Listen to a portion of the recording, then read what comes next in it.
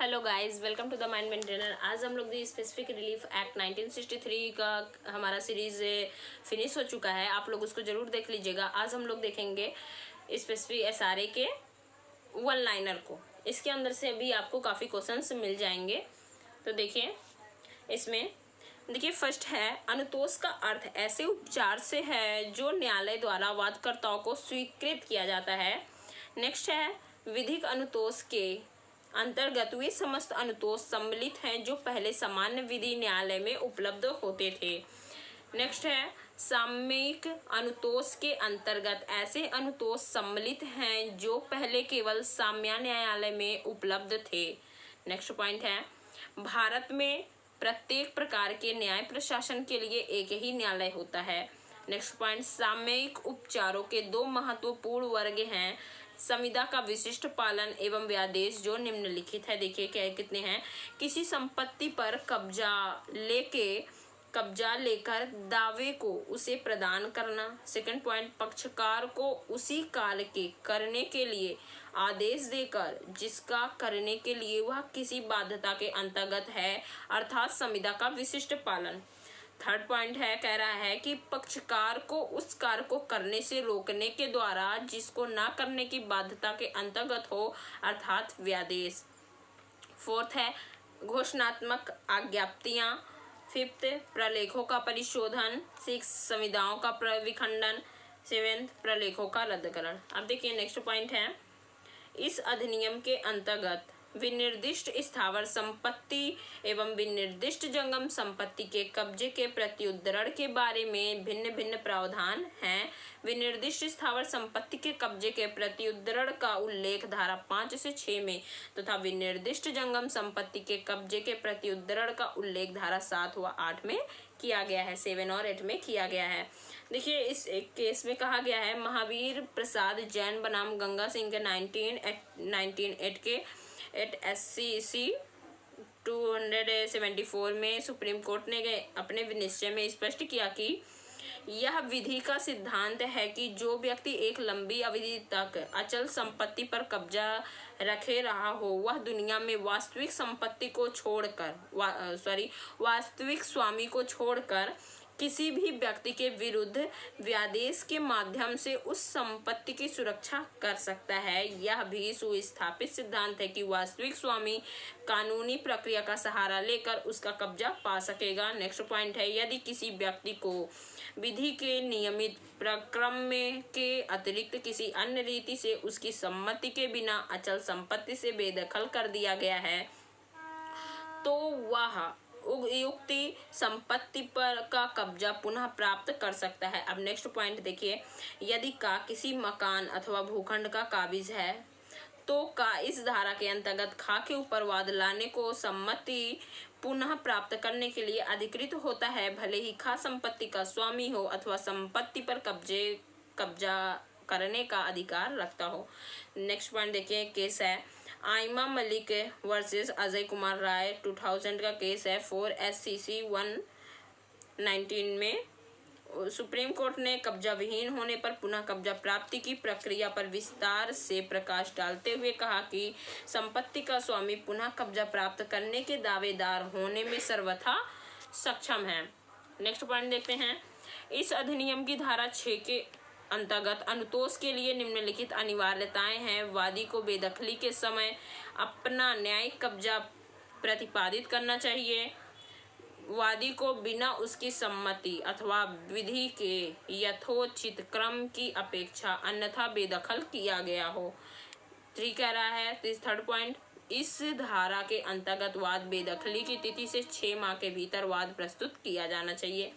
Next point कह रहा है, धारा 6 के अंतर्गत सेक्शन 6 के अकॉर्डिंग शासन के विरुद्ध कोई वाद दायर नहीं किया जा सकता। परिणाम स्वरूप शासन द्वारा बेदखल किया गया कोई व्यक्ति यद्यपि बिना अनुमति तथा विधि के यथाक्रम की अपेक्षा अन्यथा अपने पूर्विक कब्जा का लाभ नहीं ले सकता। नेक्स्ट क्वेश्चन है देखिए, सेक्शन 6 के अकॉर्डिंग पारित आदेश या डिक्री अंतिम होती है। ऐसे किसी आदेश या डिक्री के विरुद्ध कोई अपील या पुनर्विलोकन नहीं हो सकता, यद्यपि यह उच्च न्यायालय द्वारा पुनरीक्षण किया जा सकता है। नेक्स्ट पॉइंट है धारा 6 के अंतर्गत कब्जे के प्रत्युत्तरण के लिए बेकब्जा की तिथि से 6 माह के भीतर वाद संस्थित किया जाता है। जब धारा 5 के अंतर्गत स्वत्व के आधार पर कब्जे को पुनः प्राप्ति के लिए वाद दायर किया जाता है। ये अमेंडमेंट हो चुका है। सेक्शन 7 है चल संपत्ति के कब्जे की पुनः प्राप्ति के लिए किसी भी व्यक्ति को विनियमित वाद लाने के लिए अधिकृत करती है, यदि वह कार्रवाई के समय उसका अधिकार रखता हो। नेक्स्ट पॉइंट है धारा 8 विशिष्ट चल संपत्ति के तत्काल कब्जे के लिए अधिकृत व्यक्ति धारा 8 के उपबंधों के अनुसार निम्न 4 अवस्थाओं में उसको पुनः प्राप्त कर सकता है। जहां पहला है जहां वस्तु विशिष्ट संबंधों के द्वारा धारक की दृष्टि में ऐसे मूल्य की है जिसको विनियमित की किसी सामान्य माध्यम द्वारा प्रकलित नहीं किया जा सकता, जैसे कुटुंब की मूर्ति। दूसरा है यदि वस्तु दुर्लभ तथा विलक्षण प्रकृति की है कि उसको धन के द्वारा प्रतिस्थापित नहीं किया जा सकता, जैसे किसी मृत चित्रकार द्वारा निर्मित चित्र अथवा दुर्लभ चीनी मिट्टी के पात्र। नेक्स्ट पॉइंट है देखिए हल्सबरी के अकॉर्डिंग संविदा का विशिष्ट अनुपालन एक ऐसा अनुतोष है जिसे न्यायालय संविदा भंग होने पर प्रदान करती है कि प्रतिवादी संविदा का पालन उसके शर्तों के अनुसार करे। नेक्स्ट पॉइंट है पोमराय के अकॉर्डिंग पोमराय के अनुसार संविदा के पक्षकारों द्वारा ग्रहण किए गए दायित्व को ठीक ठाक पालन उसी कार्य के करने या न करने से जिसका करना या न करना उसे स्वीकार किया हो के रूप में किया गया है। धारा 18 कह रहा है के अनुसार किसी संविदा के यथावत अनुपालन का प्रवर्तन निम्नलिखित अवस्थाओं में किया जा सकता है। पहला है जब पक्षकारों द्वारा निर्धारित कार्य न किए जाने से जो हानि पहुंची हो उसके निर्धारण का कोई उचित मापदंड न हो। जब पक्षकारों द्वारा निर्धारित कार्य ऐसा हो कि उसके न किए जाने के लिए आर्थिक प्रतिकर पर्याप्त अनुतोष से न प्रदान करे। फिर सामान्य नियम यह है कि संविदा के पक्षकारों को संविदा के भंग का पालन नहीं करना चाहिए। निम्नलिखित संविदाओं का विशिष्ट अनुपालन नहीं हो सकता। संविदाएं जो विधि में वैध न हो, संविदाएं जिसमें विधिक उपचार प्राप्त हो, संविदाएं जिनमें व्यक्तिगत सेवा अंतर्ग्रस्त है। देखिए नेक्स्ट पॉइंट है इसमें संविदाएं जिनमें न्यायालय का निरंतर पर्यवेक्षण अंतर्ग्रस्त है। फिर है अनिश्चित शर्तों की संविदाएं, निर्माण या जीर्णोद्धार करने की संविदाएं, विखंडनीय हितों की संविदाएं, पंच निर्णय के लिए संविदाएं, संविदाएं जिनमें पारस्परिकता का अभाव हो। ये कह रहे देखिए नेक्स्ट पॉइंट है संविदा के विनिर्दिष्ट पालन के लिए वाद में प्रतिवादी निम्न बचाव कर सकता है। क्या क्या बचाव कर सकता है? तो स्वत्व का अभाव या उसमें दोष, क्लेश या अनुचित लाभ, प्रतिफल का अभाव अथवा अपर्याप्तता, अनिवार्य शर्त का अनुपालन अथवा उल्लंघन, विलंब अथवा अति विलंब। जहां संविदा का विशिष्ट अनुपालन असंभव हो वहां प्रतिकर अनुदत्त नहीं किया जाएगा। संविदा के विनिर्दिष्ट अनुपालन का वाद देखिए संविदा के पक्षकारों और उनके हित प्रतिनिधियों के द्वारा और उनके विरुद्ध चलने योग्य है। देखिए हल्सबरी के अनुसार व्यादेश एक न्यायिक प्रक्रिया है जिसके द्वारा किसी पक्षकार को किसी विशेष कार्य या वस्तु को करने से विरत रहने या करने का आदेश दिया जाता है। व्यादेश को निवारक अनुतोष भी कहा जाता है। व्यादेश अस्थायी, शाश्वत, संदेशात्मक तथा निषेधात्मक प्रकृति के होते हैं। अस्थायी व्यादेश ऐसे होते हैं जिन्हें विनिर्दिष्ट समय तक या न्यायालय के अतिरिक्त आदेश तक बने रहना तथा वे वाद के किसी भी प्रक्रम में अनुदत्त किए जा सकेंगे और सिविल प्रक्रिया संहिता द्वारा विनियमित होते हैं। नेक्स्ट पॉइंट है अस्थायी व्यादेश को प्राप्त करने के लिए निम्न शर्तें पूरी करनी आवश्यक हैं। क्या शर्तें हैं? देखिए प्रथम दृष्टया वाद का संस्थित होना, अधिकारों का अतिक्रमण होना, गंभीर क्षति का होना, वैकल्पिक उपचार का अभाव, सुविधा का संतुलन। नेक्स्ट पॉइंट देखिए शाश्वत व्यादेश वाद की सुनवाई पर और उसके गुणावगुण के आधार पर की गई डिक्री द्वारा ही अनुदत्त किया जा सकता है। नेक्स्ट पॉइंट है धारा 38 के अकॉर्डिंग शाश्वत व्यादेश यानी धारा 38 के अनुसार शाश्वत व्यादेश प्राप्त करने हेतु निम्न आवश्यक शर्तों की पूर्ति अपेक्षित है। वादी कुछ वैध आधार रखता हो, प्रतिवादी द्वारा उन आधारों को भंग किया गया हो। फिर देखिए, वादी किसी संपत्ति में हित या अधिकार धारण करता हो, प्रतिवादी उनमें हस्तक्षेप करता हो या हस्तक्षेप करने की धमकी देता हो। ऐसे हस्तक्षेप से पहुंची हानि या पहुंचाने वाली हानि के लिए पर्याप्त प्रतिकर का निर्धारण किया जाना असंभव है। लास्ट पॉइंट कह रहा है कि यदि ऐसा प्रतिकर दिया गया तो वह पर्याप्त अनुतोष नहीं होगा। नेक्स्ट पॉइंट है, अस्थायी व्यादेश वाद संस्थित करने के बाद किसी भी प्रक्रम पर जारी किया जा सकता है, जबकि शाश्वत व्यादेश तभी जारी किया जाता है कि वादी ने अपने वाद में अधिकार सिद्ध कर दिया है। नेक्स्ट पॉइंट है, अस्थायी व्यादेश आदेश के द्वारा पारित किए जाते हैं, जबकि शाश्वत व्यादेश आज्ञप्ति द्वारा पारित होते हैं। अस्थायी व्यादेश का प्रभाव सिर्फ वाद के अंतिम निर्णय तक होता है, जबकि शाश्वत व्यादेश वाद का अंतिम निर्णय हो जाने पर पारित किया जाता है। अब देखिए, निषेधात्मक व्यादेश है। नेक्स्ट पॉइंट है, निषेधात्मक व्यादेश प्रोहिबिटरी इंजंक्शन एक ऐसा व्यादेश है जो प्रतिवादी को ऐसा कोई कार्य करने से रोकता है जिससे वादी के किसी वैध या सामयिक अधिकारों का अतिलंघन होता हो। नेक्स्ट पॉइंट है, समादेशात्मक व्यादेश मैंडेटरी इंजंक्शन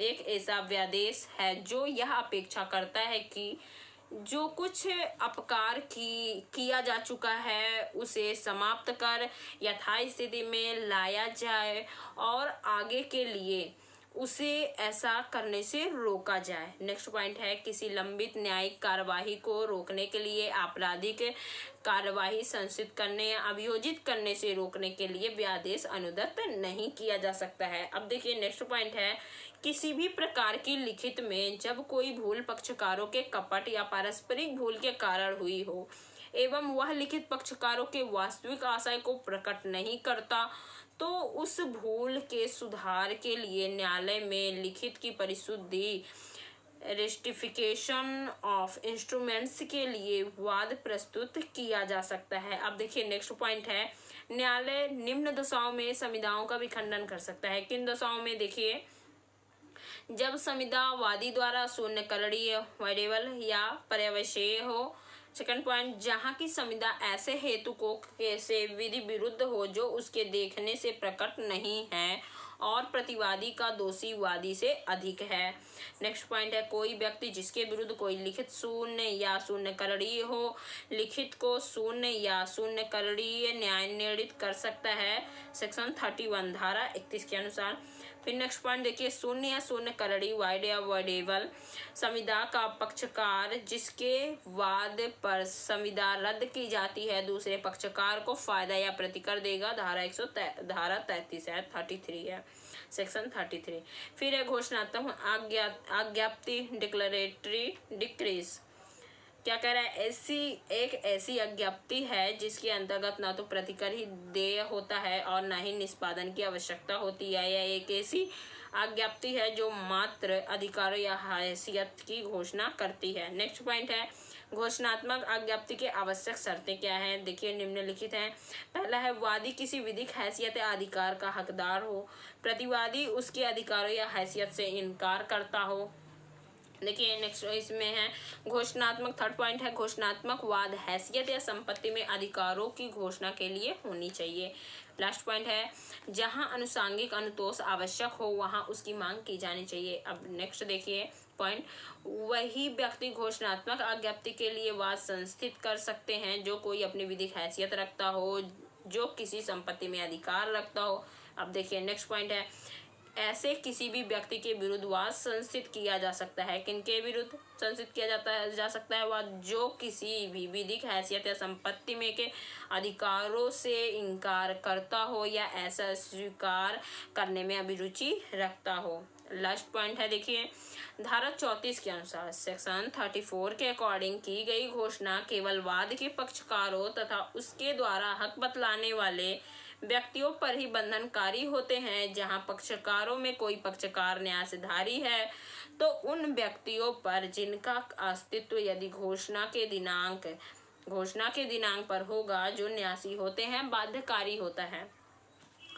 तो हमारा स्पेसिफिक रिलीफ एक्ट की वीडियोस भी कंप्लीट हो चुकी हैं, पूरा डिटेल में हमने देखा है। उसके बाद ये वन लाइनर भी हम लोगों ने देख लिए हैं कि इसी के अंदर से आपको सारे क्वेश्चंस मिल जाएंगे। आई होप गाइज आपको सारी चीज़ें क्लियर हुई, समझ में आया। अगर आपको समझ में आया, अच्छा लगा तो शेयर और लाइक ज़रूर कर दें। थैंक यू गाइज, मिलते हैं फिर नेक्स्ट किसी न्यू सब्जेक्ट पे।